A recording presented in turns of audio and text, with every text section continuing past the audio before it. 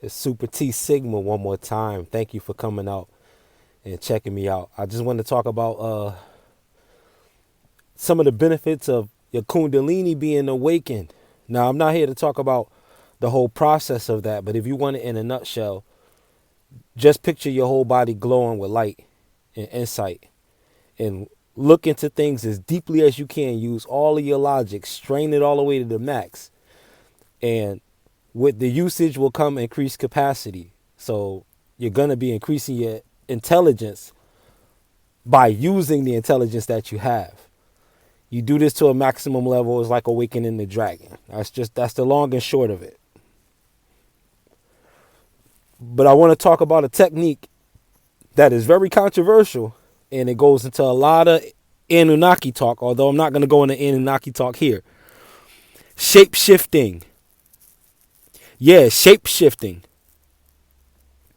You have information out there and videos out there that talk about people changing from like a human being to a reptile in physical appearance. And you hear stories like that, and you see people giving accounts of things like this. But what I want to talk about with shape-shifting is more Venusian in its quality. Has everything to do with, it was some kind of kinesis that Venus was using, that she uses, where you can basically become anyone. Now, this comes with a sense of magnanimity that you really have to clutch onto. And what is being magnanimous?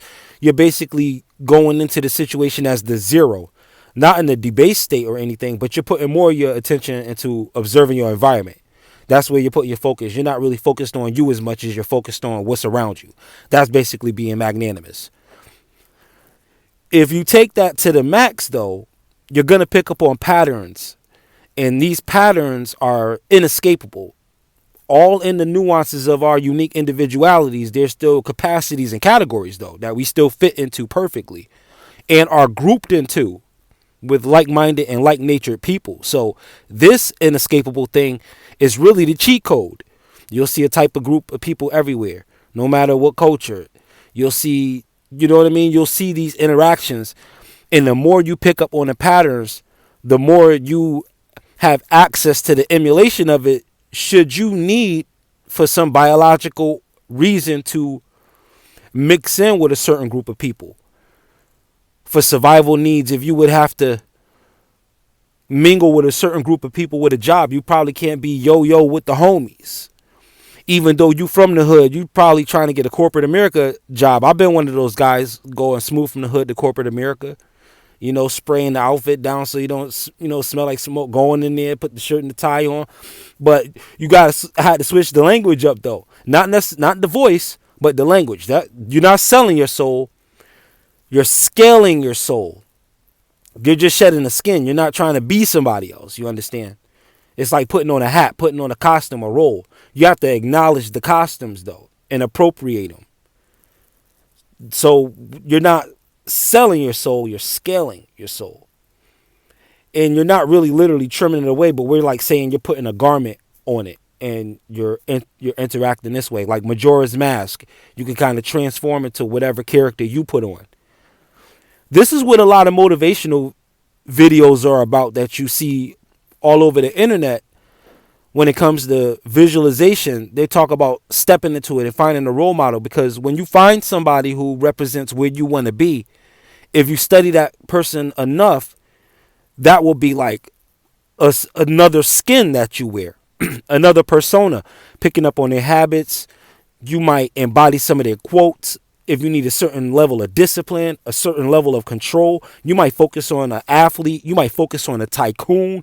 You might focus on another motivational speaker. You might focus on one of us. I focus on some of y'all. You guys motivate me.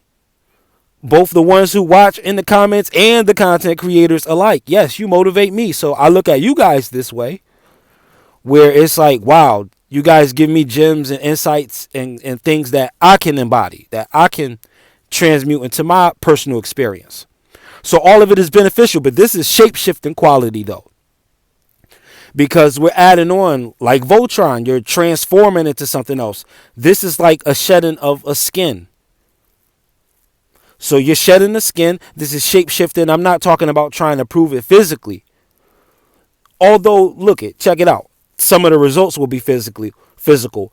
Say you're the kind of person, scruffy beard, scruffy hair, hoodie, extra baggy clothes, everything dingy. You get a corporate America job or whatever. You got shirts and ties. Now you wearing Hugo Boss. Now you putting on Armani Code cologne. Now you wearing, you slacks and shoes. Now you got the little computer bag. Now you got the hat. Now you wearing trench coats. Now you got your hair cut. Now you wearing low cut fades, or you might be bald. Now you got everything trimmed. Now you got your beard cut. A person will walk up on you and it'll be as if you're a whole different person. Like you literally shapeshifted, just became a whole different you. The power of the makeover is not to be underestimated when you're trying to do certain things. It's okay. You got to do what you got to do. So if that does arise, don't look at it like you selling out just because you might have to reinvent yourself. Don't look at it as a sellout just because you might have to express a little bit of duality. That's all part of the shape shifting. So again, this is Super T Sigma with Sigma Programming. I thank you again for your time and attention. Over here, reaching is teaching, of course. Keep vibrating high, people. Peace.